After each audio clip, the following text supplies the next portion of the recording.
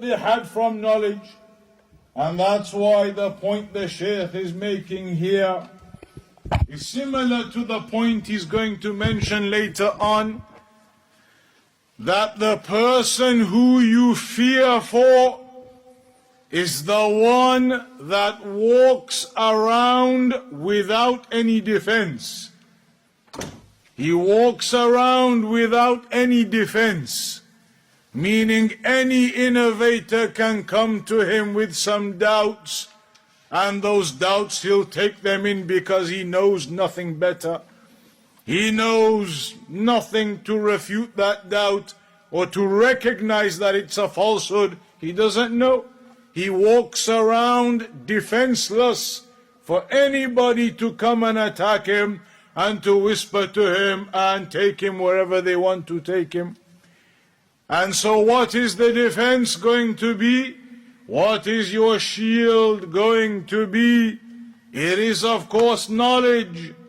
Knowledge of the Quran and the Sunnah. And remember, from the very basic books that you study, Al-Usul Sitta, the 6 fundamental principles, many of you will have studied that already. In there it mentions to you what the meaning of knowledge is. Knowledge is not geography and English and science or whatever, mathematics. Knowledge is that which comes in the Sharia, al-ilm shar'i, knowledge of the Quran, knowledge of the Sunnah. That's the defense of the Sunni.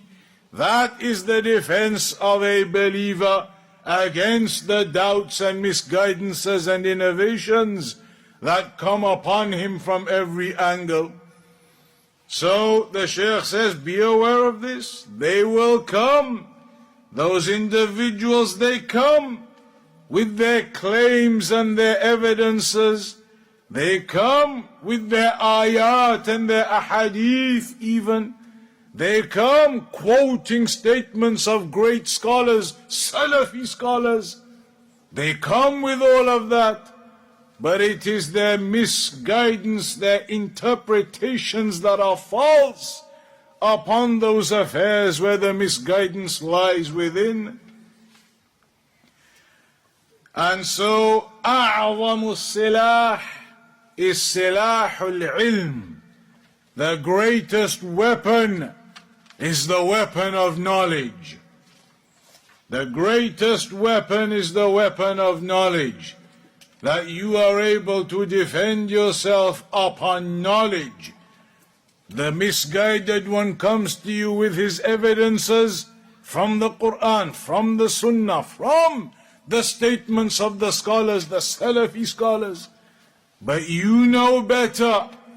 You know the evidences, you know the principles, and you are able to debunk, you're able to rebuke and refute his claims that he comes with. So the greatest of weapons is the weapon of knowledge.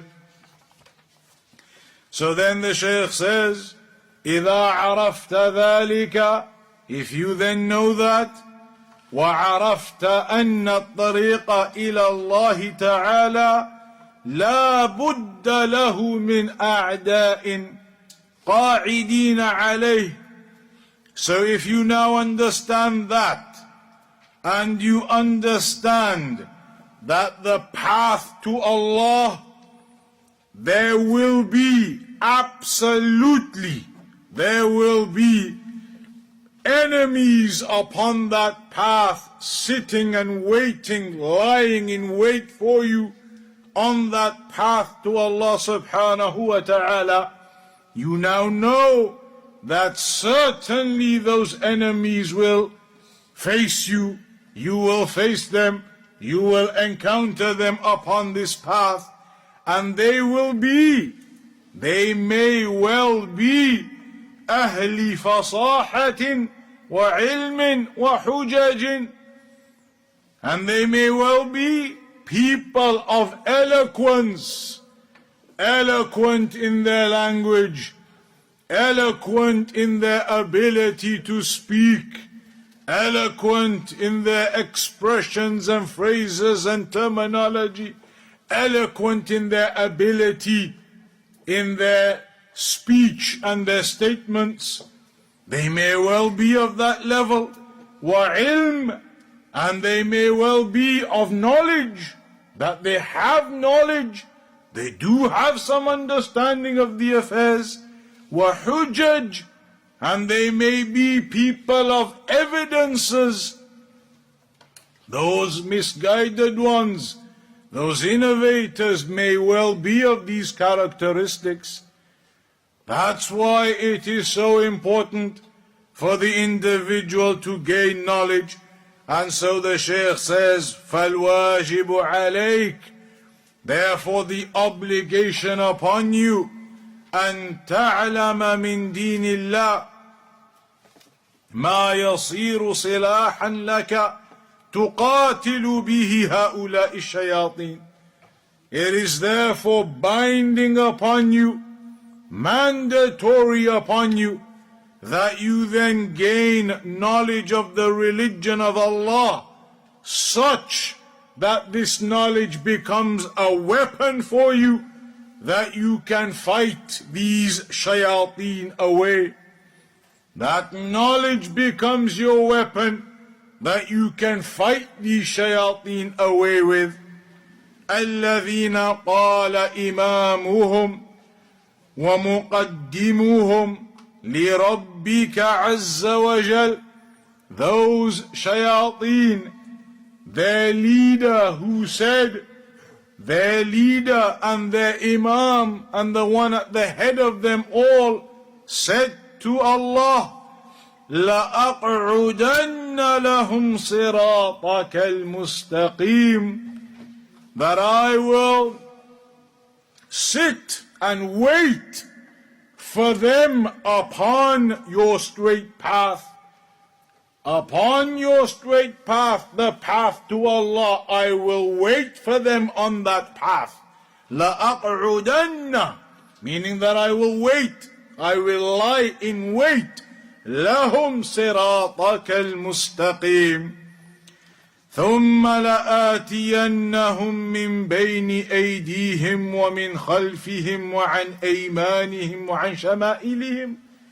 Then I will come to them from in front of them, and from behind them, and from the right of them, and from the left of them.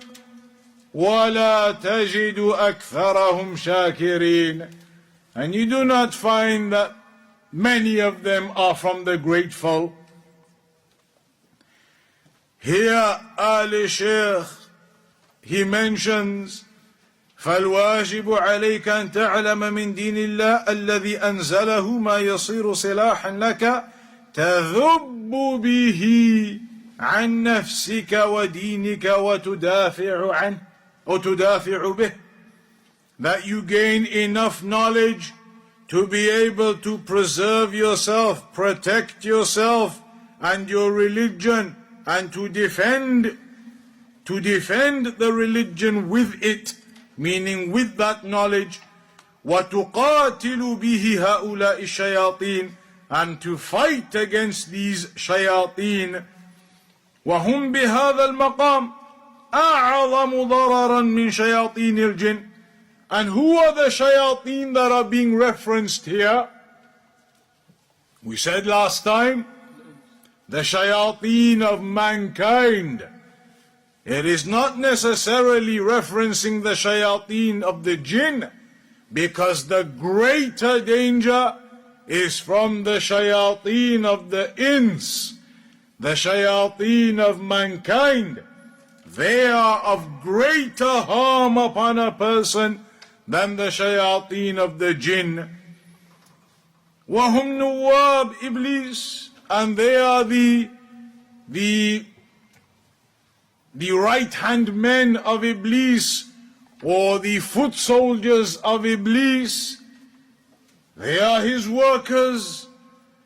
Iblis, the one who said himself that I will wait for them upon your straight path, meaning لا أترك أحدا يمر إلا تشبثت به أغويته وأغويته لشدة عداوته لهذا النوع الإنساني.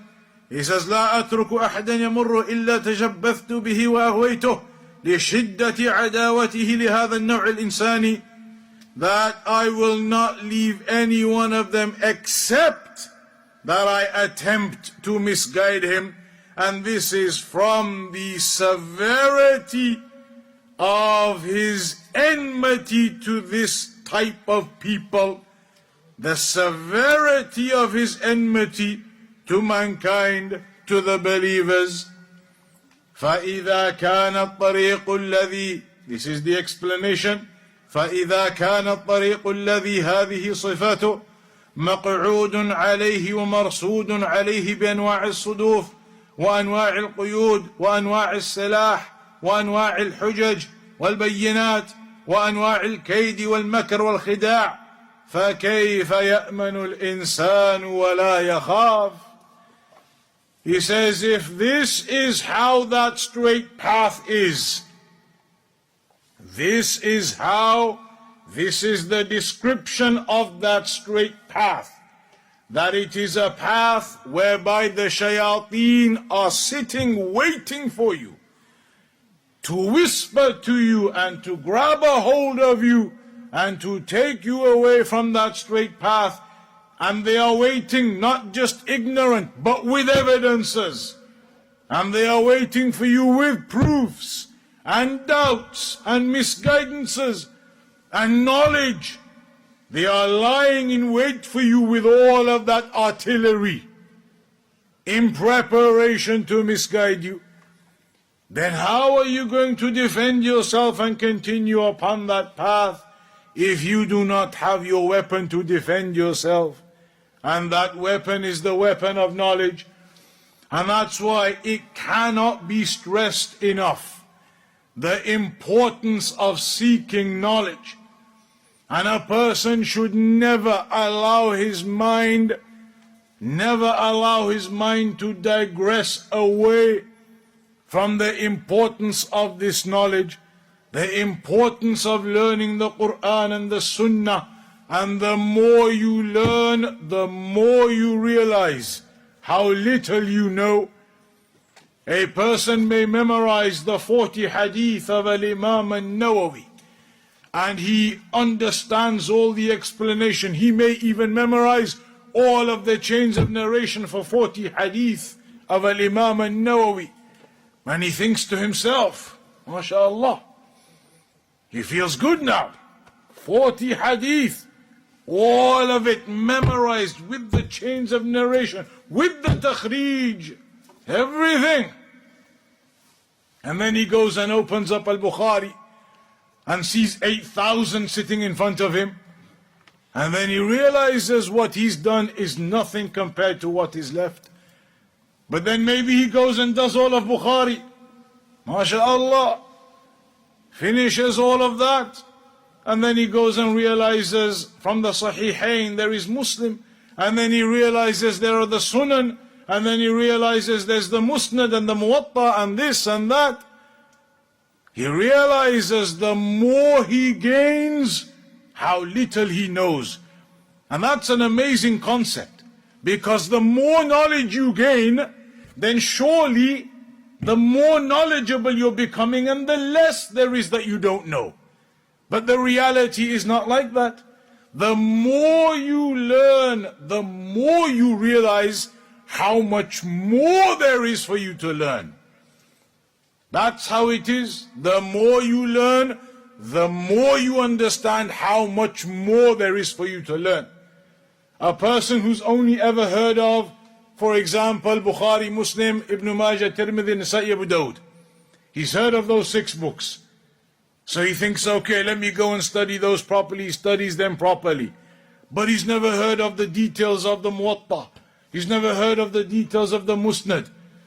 He's never heard of the Masanid of the other, Ibn Abi Shaybah, this, that, the other. So many other books he's never even heard of. Only through more and more knowledge does he start to expand and realize how much more there is. It is a vast ocean, this knowledge. That's why they say that this knowledge, in lam tu'tihi kullak, in lam tu'tihi kullak, lam yu'tika shay'an. That if you do not give this knowledge 100% of yourself, if you do not give knowledge 100% of yourself, then knowledge will not give you anything back. Knowledge will not give you anything back. You try to do a deal with knowledge, you try to do a deal with knowledge, I'll give you 95% investment. Give me something back. Knowledge refuses. I'll give you 98% investment. Give me something back. Refuses. Knowledge will not give you anything in your investment unless you are giving it 100% investment. Statement of the Salaf.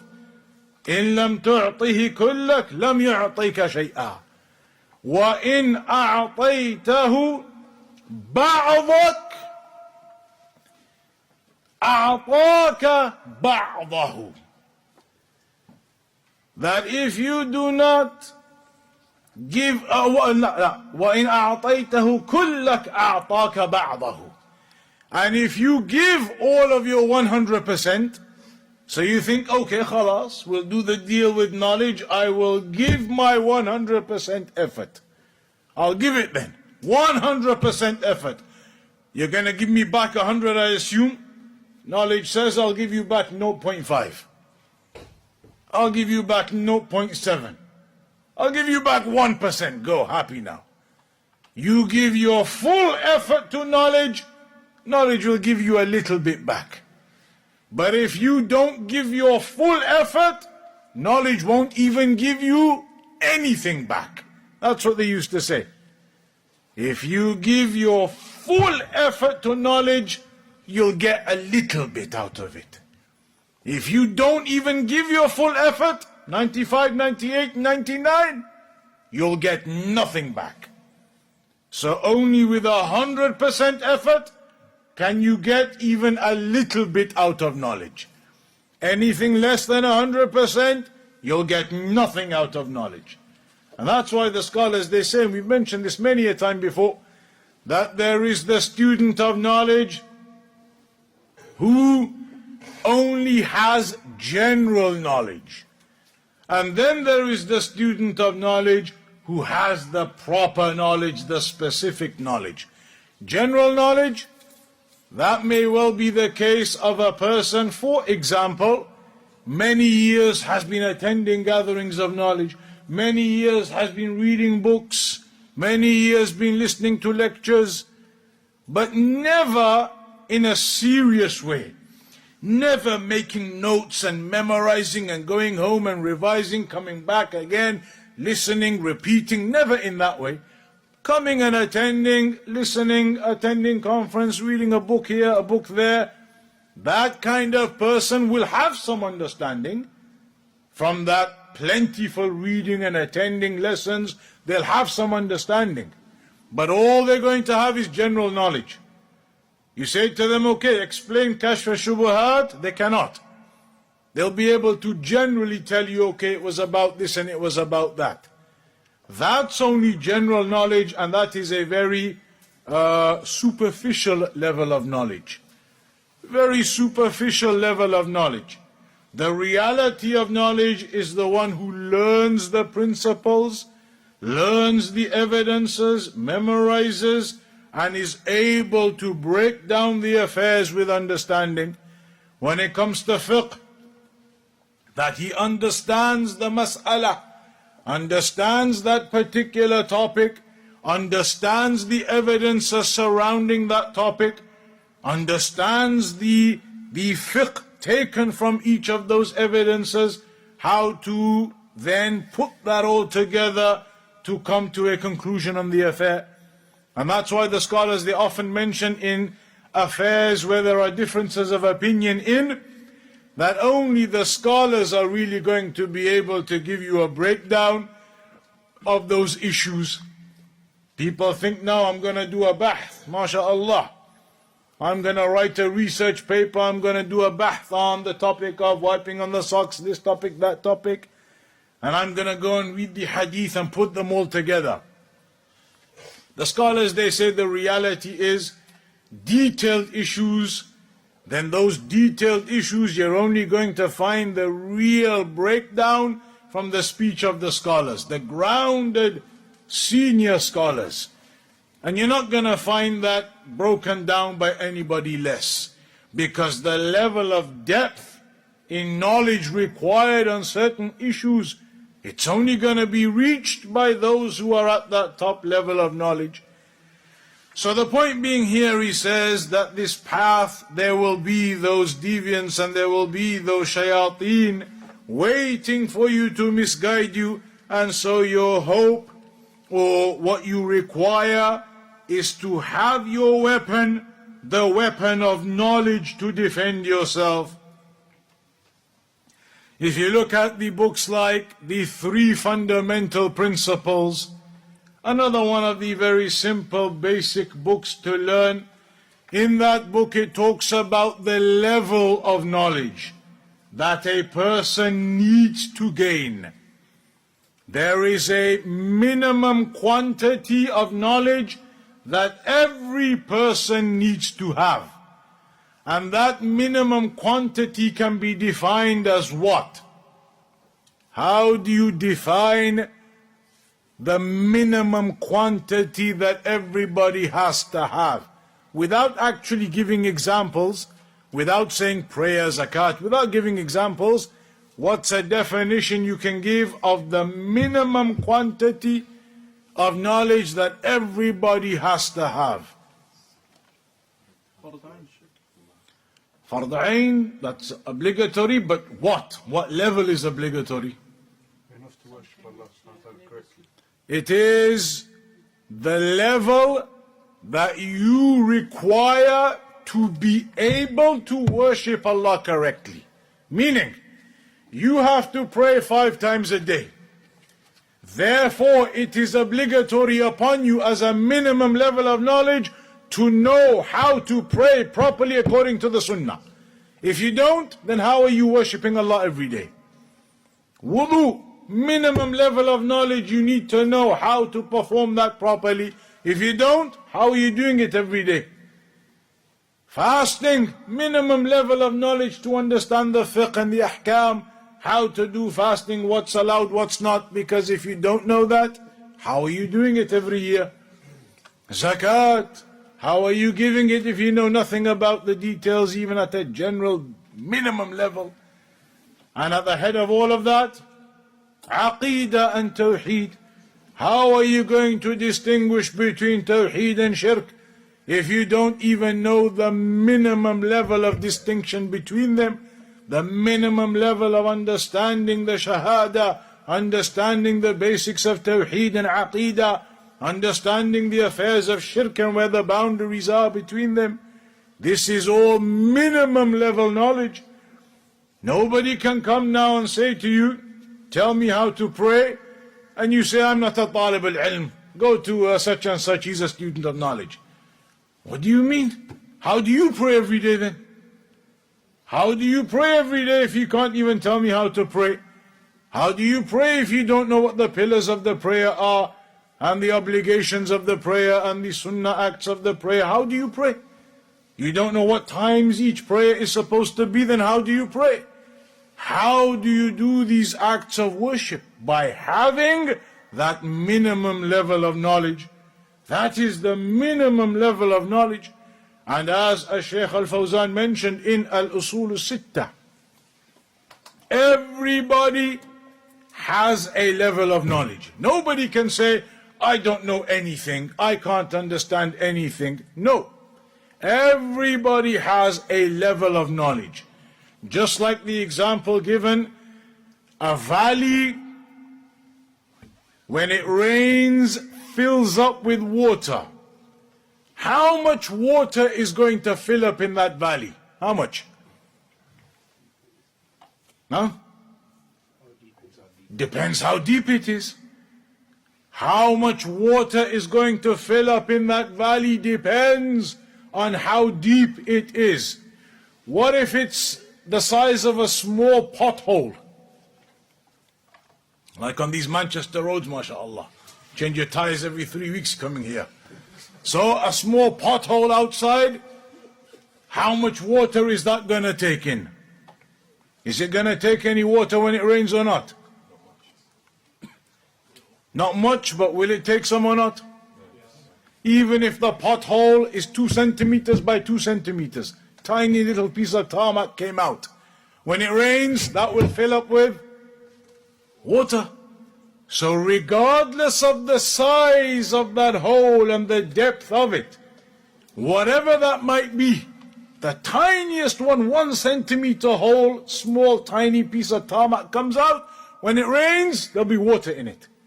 As Shaykh al-Fawzan said, this is like the minds of the people. This is how the hearts of the people are, the abilities of the people are. Everybody has some ability. Some people may be like the valleys, and they are filled with water, meaning filled with knowledge. And others may be the small pothole example. Still, some water fills into it. Still, some knowledge is gained in it. Still, everybody understands the basics. There are certain things in the Quran everybody understands. And there can be no excuse for anybody. لا تقربوا الزنا. This is an example given. Do not come close, do not approach, go anywhere near fornication. Does it require that a person has to have a degree and a master's and a PhD in Islamic studies to understand the ayah, do not go anywhere near fornication? No, it does not. Do not drink alcohol, do not do this, do this. Simple affairs like that, everybody understands. These are affairs of the religion that are minimum level knowledge. Everybody can comprehend. So you cannot say like the deviants they say and the Sufis they say, you people, you understand nothing. The Imam, just follow what he says. Don't try and tell me you went and read. What do you mean you read? Who are you? You went and read or something and now you know what's going on. You follow what the Imam says, be quiet. That's how they are like. This is their way. And they teach their people, behave with your Imam as though you are a corpse in front of him. A corpse, it is completely under the control of the one washing it. The one washing it moves the arm of the corpse, the arm moves the other arm moves, pushes it this way, that way. The corpse will do what the person is doing to it. Will it give any resistance? A corpse. They say, be like the corpse. Whatever your Imam says, whatever instruction he gives you, then you do it. It's like the phrase they have these days. Somebody says to you, jump. You just say, how high, Shaykh? You don't question anything else. And this is the way of the people of innovation, the way of the people of misguidance, that they expect you to blind follow their Imams. Whatever he says, whatever he tells you, regardless of understanding evidence, he knows better. And the high level ones, the top level ones, they tell their people that our Imams, they can, what we call these days, read between the lines. What you're reading in the Mus'haf, that's one thing. But when the superior Imam reads that page, there are things in between the lines that he understands that you can't understand. You're just seeing the black and white, what's on the page of the Mus'haf that you've memorized. The Imam, when he reads it, he can understand things from that in between the lines, the hidden affairs that you don't see. So it doesn't matter how much you say you've memorized it all and hafiz, you don't understand. Only the Imam is able to see that hidden writing. Like those white pens and then you put a light on it and it comes out. Only the Imams can do that, they say. So here he says, If you then understand this affair, you will therefore understand you need to have your weapon, and that is the weapon of knowledge.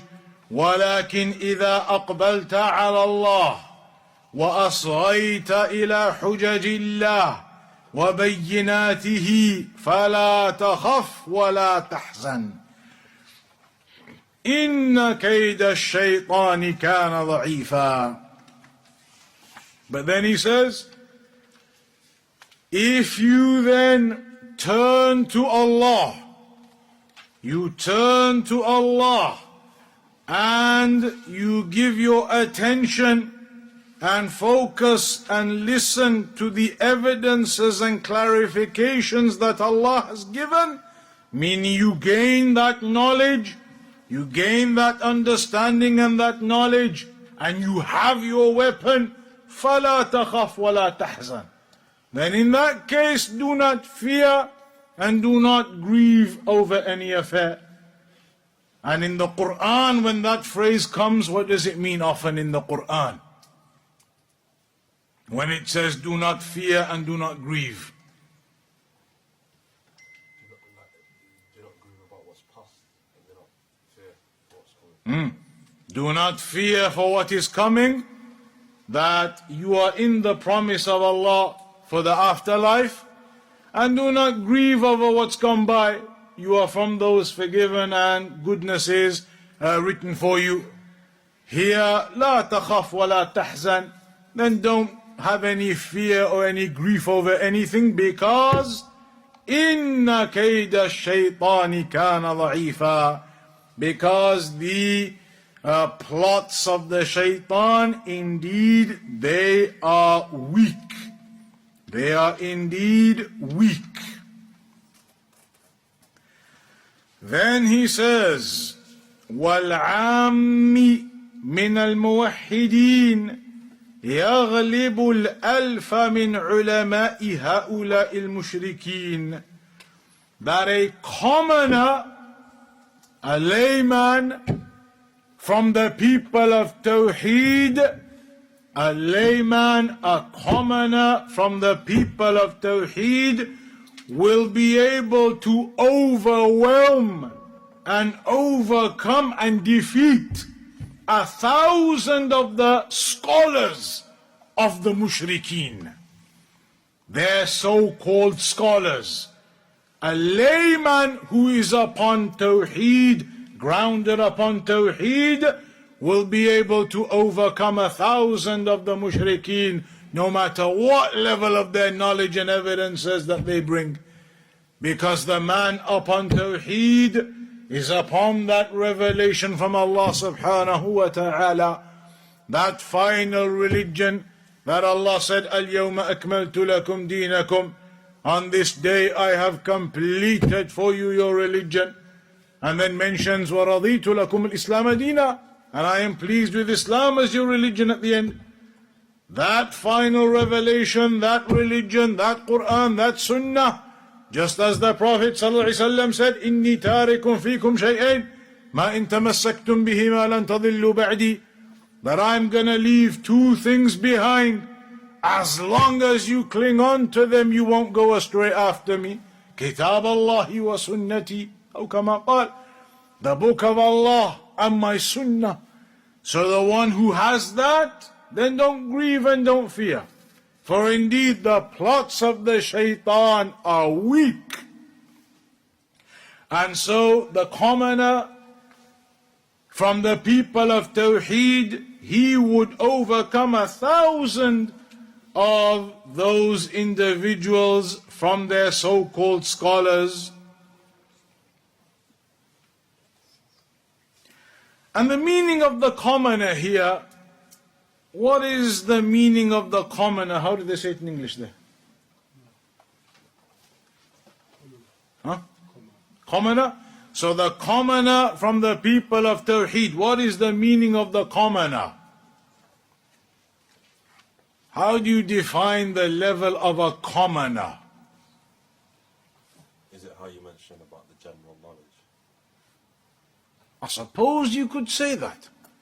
A commoner, it doesn't mean somebody who just started practicing yesterday after 20 years as a drug dealer. Yesterday he came and started practicing. You're going to say he is the commoner meant and he's going to go and defeat all of the mushrikeen.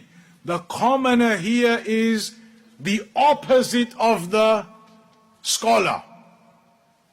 There is the level of the scholars, and then there is the level compared to them, relative to them, of the commoners. The commoners compared to the scholars. So the commoners, then they, even they who are not at the level of scholars, the general folk, brothers, sisters, been studying, been learning, general folk like that, they're not at the level of scholars. Even those people would be able to go and defeat their so-called scholars who are upon that shirk. كما قال تعالى وَإِنَّ جُنْدَنَا لَهُمُ الْغَالِبُونَ, that indeed our army, they are the ones who are the successful, the ones who are overwhelming of the others, who overcome the others. فَجُنْدُ اللَّهِ هُمُ الْغَالِبُونَ بِالْحُجَّةِ وَاللِّسَانِ. So the army of Allah, they are the ones who are victorious. They are the ones who overcome the others with the evidences and with their lisan, meaning with their ability to construct those evidences and present those evidences and to refute the arguments of misguidance. كَمَا أَنَّهُمُ الْغَالِبُونَ بِالسَّيْفِ وَالسِّنَانِ, just like they are physically also superior and they overcome with the sword, just as physically in that way, then in this manner also the manner of knowledge.